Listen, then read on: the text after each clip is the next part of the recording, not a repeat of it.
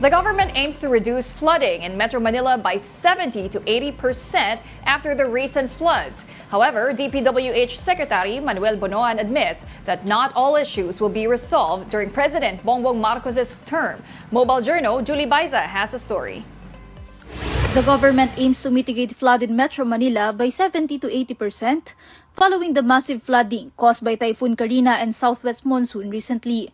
This is through the Department of Public Works and Highways Master Plan on Flood Management.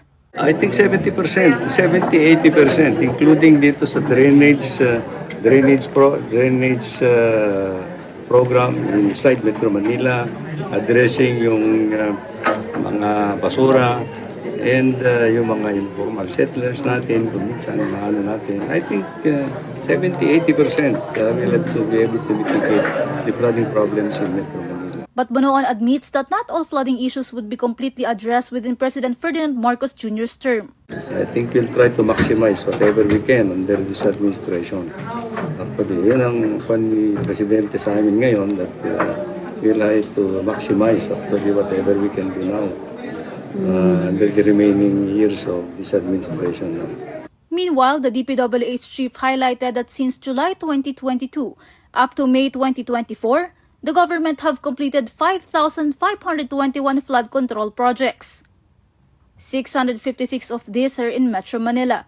But he clarified that many of these projects have started way back in the previous administrations. The agency is also set to implement thousands of projects. And I also informed the President that continuing with the flood control projects all over the country, we are going to continue to implement more than 5,000 flood control projects.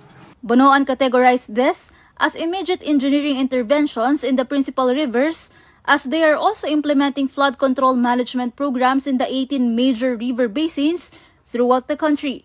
For Metro Manila, the agency has the Pasig Marikina Flood Control Management System. Mobile Journal Julie Baiza, We Are One News.